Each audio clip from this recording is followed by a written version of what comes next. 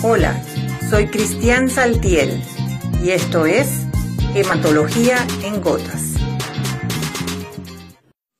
Hola amigos de Hematología en Gotas, en esta oportunidad vamos a entrevistar a María Alejandra Torres, ampliamente conocida por todos en el mundo de la hematología, en todos sus ámbitos, pero por supuesto que cuando uno habla con María Alejandra de hematología, siempre está pensando en linfomas, por lo tanto, no vamos a perder esta oportunidad. Hola María Alejandra, ¿cómo estás? Hola Cristian, ¿cómo estás? Chéverísimo, encantada de estar aquí con ustedes. Vamos a comenzar vamos a tocar el tema en general de linfomas de células grandes, pero primero vamos a entrar en el tema planteándote ¿cuál es tu opinión? ¿El linfoma es competencia del hematólogo, es competencia del oncólogo, es competencia de ambos? ¿Y por qué piensas eso?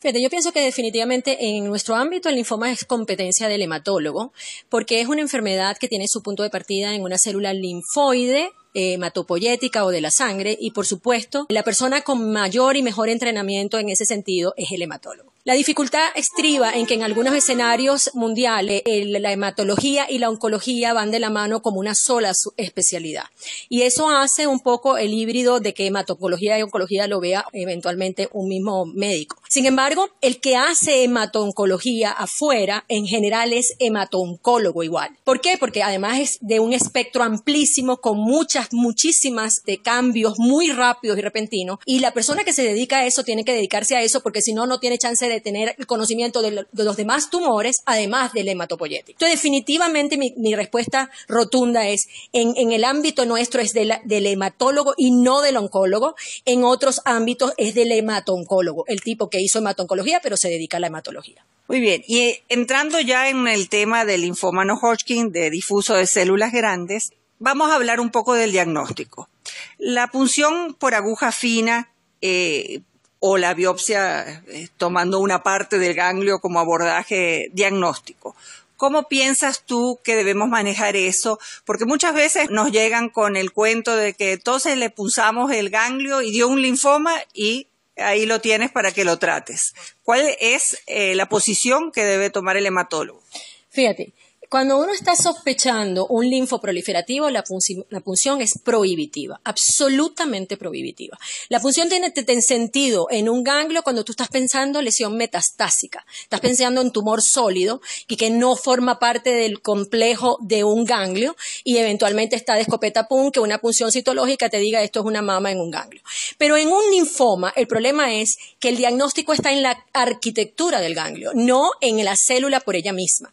Y la arquitectura del ganglio no se ve por una punción, ni siquiera que le haga inmunohistoquímica a la citología de esa punción, y tampoco en un TruCut en general se admite cuando el TruCut tiene material suficiente. De tal manera que en un país que tiene dificultades para llevar paciente a pabellón por X o por K, por restricción económica de seguro, o por X o por K de logístico de los hospitales, y tú vas a hacer una punción guiada por tomografía, el patólogo tiene que estar en la sala donde vas a hacer la punción por TruCut para que te diga si ese material es representativo o suficiente, porque si no, tienen que volver a entrar.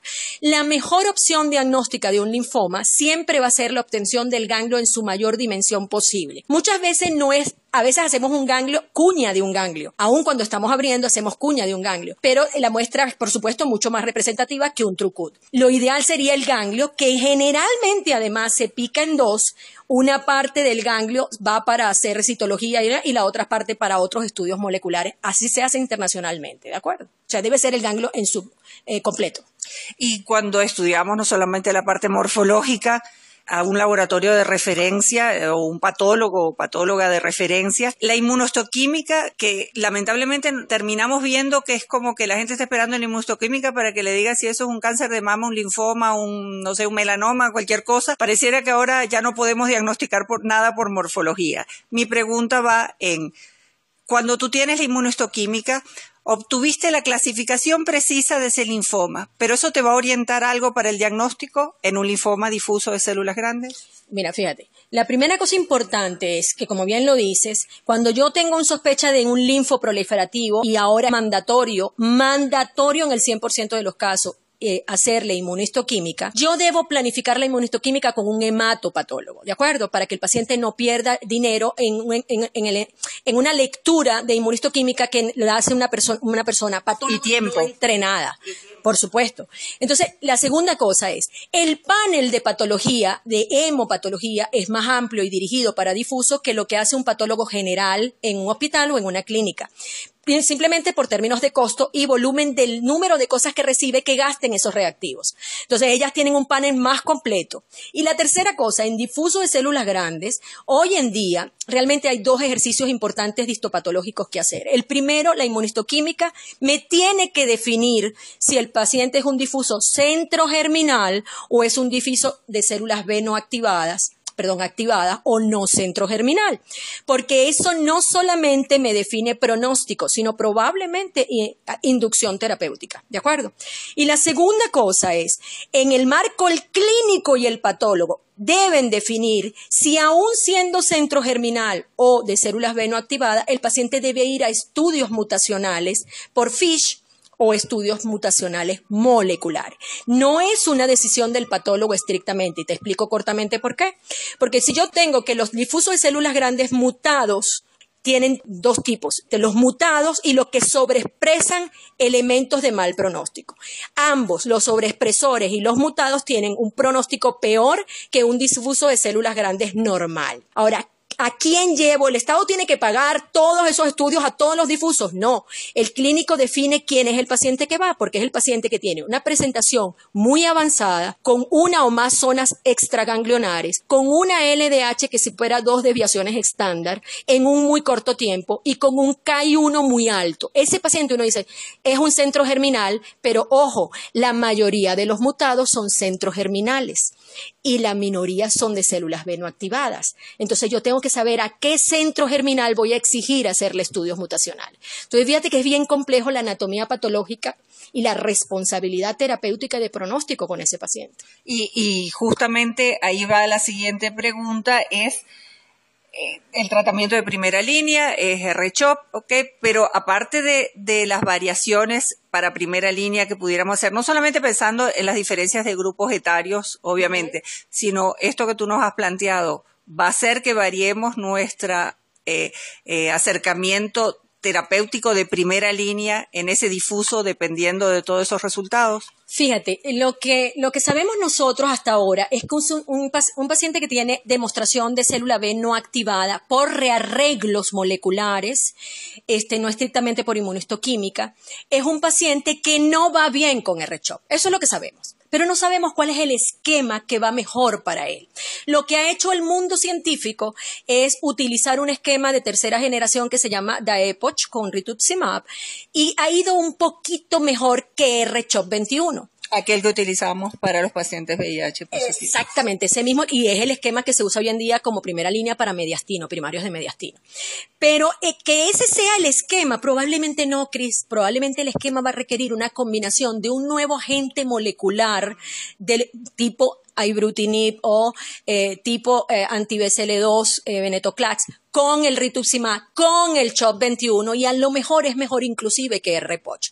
El último reporte de Wilson del Instituto Nacional de Cáncer sobre R-Poch en no activados dice que no van tan bien como R-CHOP21. Entonces, mi recomendación en gotas, si no tenemos los catéteres para poner R-CHOP, Daepoch-R, y no tenemos los infusores, probablemente irnos a un R-CHOP21 haciéndole la advertencia al paciente de 2 cosas. Debe llevar profilaxis al sistema nervioso central y debe hacerse una consolidación con trasplante en primera remisión. Ese es el único cambio que yo haría. Y justamente aprovechemos que nombras la profilaxia del sistema nervioso central para definir cuándo, de qué manera y en qué momento del tratamiento recomiendas tú el linfoma difuso de células grandes, profilaxis del sistema nervioso central. Fíjate, hay las localizaciones anatómicas conocidas de toda la vida, que son las que de alguna manera se relacionan con cara, en anillo de Waldeyer, todo lo que es amígdala, rinofaringe, células B, por supuesto, ¿no? Rinofaringe, de alguna manera tienen implicación al sistema nervioso central, tienen implicación de requerimientos de profilaxis. La otra es médula ósea, y eso es relativamente nuevo. Positivo en un difuso de células grandes es indicación de profilaxis al sistema nervioso central. LDH por encima de 1000 en un paciente con difuso de células grandes es indicación de profilaxis del sistema nervioso central. Y las dos nuevas, bueno, una más vieja, la de testículo la sabíamos de toda la vida, pero mama es nueva y riñón es nueva. Son dos nuevas localizaciones que requieren profilaxis del sistema nervioso central. Entonces, tenemos cantidad de cosas. ¿En qué momento debemos hacer? La mejor forma de la profilaxis, 3 conceptos para la profilaxis. La primera es, la profilaxis temprana es mejor que la tardía. Es decir, que si yo voy a hacer la profilaxis endovenosa, esto de combinar el R-CHOP 21 con metrotexate en el día 14, debe hacerse en los primeros ciclos, porque acuérdense que si es preventivo es de 3 a 4 ciclos, no tiene que ser los 6 ciclos de tratamiento, pero es mejor hacerlo en los primeros 3 que no en los últimos 3. ¿Sí me explico? La segunda es la dosis. La dosis debe ser mayor de 3 gramos por metro cuadrado de superficie corporal. Y la tercera es equivalente, la profilaxis endovenosa, a la profilaxis intratecal. Pero hay gente que prefiere la profilaxis intratecal un poco por logística, sobre todo los pacientes, los hematólogos que trabajan leucemias agudas, y luego porque es más corta. Y segundo, porque lo importante cuando nosotros damos metrotexate en el día 14 es que el 21 es el CHOP. O sea, yo no puedo prolongar, sacrificar el CHOP, que es el esquema estrella, por la profilaxis al sistema nervioso central. Entonces, esas son las 3 un poco variantes, las 3 cosas que se manejan en profilaxis al sistema nervioso central. Y si utilizaras punciones lumbares, ¿cómo las utilizarías? Habitualmente, como es preventivo, habitualmente usamos una combinación de dexametasona con metrotexate o con citosar. Pero nosotros en linfomas, lo más corriente es utilizar solamente metrotexate, 12 miligramos por metro cuadrado, y citosar 40 miligramos por metro cuadrado. No usamos el esteroide, a menos de que el paciente tenga una localización de que estás haciendo prevención medular, porque hay actividad medular, porque la punción que no es muy limpia debe llevar las 3. Bueno, puede tener una sospecha de que no sea muy limpia, debe llevar las 3. Y en esos casos se recomienda mucho más metrotexate endovenoso que las intratecales. ¿Y cada cuánto? Habitualmente, como es preventivo, se hacen en los ciclos en el día 1 y 14, los primeros 3 ciclos nada más. Muy bien. Y ¿qué hacemos con aquellos pacientes? Ya sabemos por qué, porque tú nos has explicado las variantes histopatológicas que fallan a R-CHOP. Estamos en nuestra primera línea y afortunadamente la mayoría no va a ocurrir, pero aquel paciente que íbamos bien con la tomografía de mitad de tratamiento y de repente se nos sube el LDH, empezamos a sufrir, hacemos una tomografía y eso de tumor está igualito que hace 3 ciclos. Fíjate, es importantísimo porque nosotros con R-CHOP sabemos que curamos alrededor del 60-65% de los pacientes con difuso. Es decir, que tenemos que hacer alrededor de un 30% que fracasa. Pero esos que fracasan tienen un chance curativo, ¿ok? Solamente con trasplante autólogo y con 2 conceptos importantes nuevos. Y es que la inducción de la remisión produzca respuesta completa metabólica. Es decir, que yo lleve al paciente a trasplante con PET negativo. Ese paciente tiene un chance de 35 a 40% de curarse con un autólogo. ¿Ok? Pero la mayoría no se va a curar con un autólogo. Entonces, el cuento clínico actual es, y luego, toda recaída, el concepto es que pareciera que el linfoma difuso de células grandes es una histología de una única estrategia de tratamiento. Entonces, el mundo científico, en vez de ocuparse de la recaída, se está ocupando de la inducción. Es decir, identificar mejor al paciente que para inducirlo con nuestros nuevos agentes, sobre todo sabiendo que muchos de estos tienen hiperactivación del receptor de la Bruton quinasa, y utilizar entonces, y además sobreexpresan BCL2, utilizando R-CHOP X, y el X es ibrutinib o el X es venetoclax, que es el anti-CBCL2. Eso es donde nos estamos concentrando. Y la segunda es, una vez que recaen, tú tienes, usemos ICE o hacemos ESAP. ¿Qué paciente va mejor uno con otro? Son muy equivalentes. Se dice que el centro no germinal o de células B activada en el estudio francés resultó mejor ESAP que ICE. ¿ok?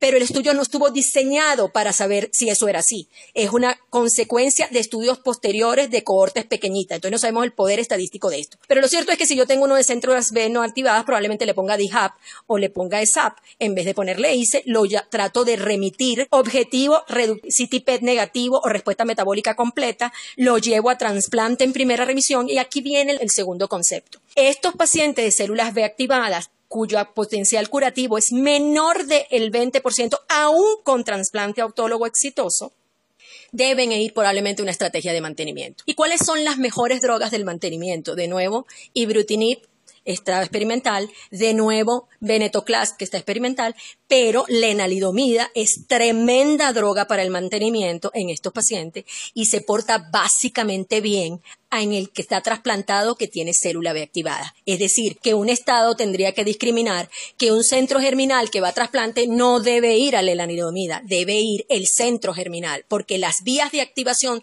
de estas dos células son diferentes y la respuesta a lenalidomida se ha visto justamente en el peor paciente, que es el no centro germinal o de células B activadas. Entonces sí hay estrategias, pero tenemos que tener el concepto de que, y en términos prácticos para nosotros, ¿cuál es el concepto? El concepto es pana, el CHOP 21 es en el día 21 con el 100% de las dosis sin retraso, porque el fracaso a la inducción nos pone a un paciente en casi mortalidad absoluta aún después de trasplante. Bueno, muchísimas gracias, María Alejandra, por como siempre tu entusiasta participación en este tema que sabemos que te encanta. Y bueno, a ustedes amigos, nos vemos en una próxima entrevista. En esta ocasión estuvimos con María Alejandra Torres, conocida por todos, hablando del linfoma no-Hodgkin difuso de células grandes B. Hasta luego. Esto fue Hematología en Gotas. Gracias por oírnos y hasta una próxima entrevista.